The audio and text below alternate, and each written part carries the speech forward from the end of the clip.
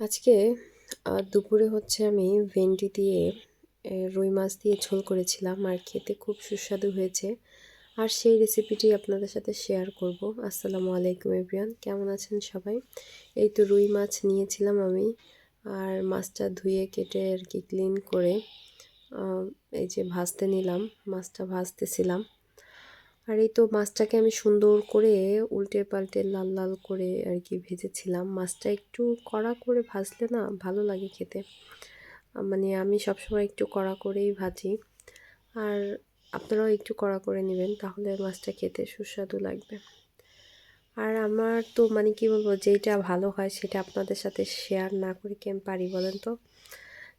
যেই রান্নাটা খেতে সুস্বাদু হয় সেটাই আমি আপনাদের সাথে শেয়ার করি। আর এই তো দেখেন আমার মাছ ভাজাটা হয়ে গেছে, আমি মাছটা নামিয়ে নিয়েছি। তারপর হচ্ছে ওই মাছ ভাজা তেলের মধ্যে আমি পেঁয়াজ, আদা, রসুন এই ৩টা জিনিস দিয়ে একটু ভেজে নিয়েছিলাম, আর হলুদ, শুকনো মরিচের গুঁড়ো এটা দিব। বাট আমি কিন্তু জিরা দেই নেই এখানে। জিরা দেই নেই তার মানে এই না যে আমি জিরা ছাড়া রান্না করব।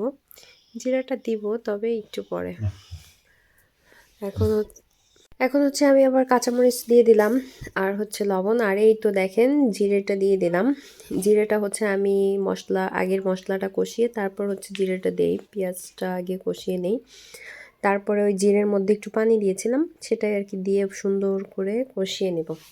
আর যে কোনো রান্নাই মানে আপনি মশলাটা যত সুন্দর কষাবেন রান্নাটা কিন্তু ততই সুন্দর হয় খেতে। আর এই তো এখন একটু ভেন্ডি দিয়ে দিচ্ছি, ভেন্ডি বা ঢ্যাঁড়স যেটা বলেন। আর আমি না কখনো এর আগে এই ভেন্ডি দিয়ে আমি মাছের ঝোলটা আমার করা হয় না বললেই চলে আর কি, ভেন্ডি দিয়ে। তো আজকে আমি করলাম, খুবই সুস্বাদু হলো, আর এই জন্যই কিন্তু আমি আপনাদের সাথে রেসিপিটি শেয়ার করলাম। আর এই তো এখন দেখেন আমি ভেন্ডিটা একটু ঢাকা দিয়ে দিচ্ছি যাতে সিদ্ধ হয়ে যায় তাড়াতাড়ি। আর এই তো আমার ভেন্ডিটাও সিদ্ধ হয়ে গেছে, এখন আমি মাছটা দিয়ে দিব। আর এইভাবে অবশ্যই বাসায় ট্রাই করবেন, খুব ভালো লাগে খেতে। আর আমাদের ভিডিওটা যদি ভালো লাগে অবশ্যই লাইক, কমেন্ট, শেয়ার করবেন।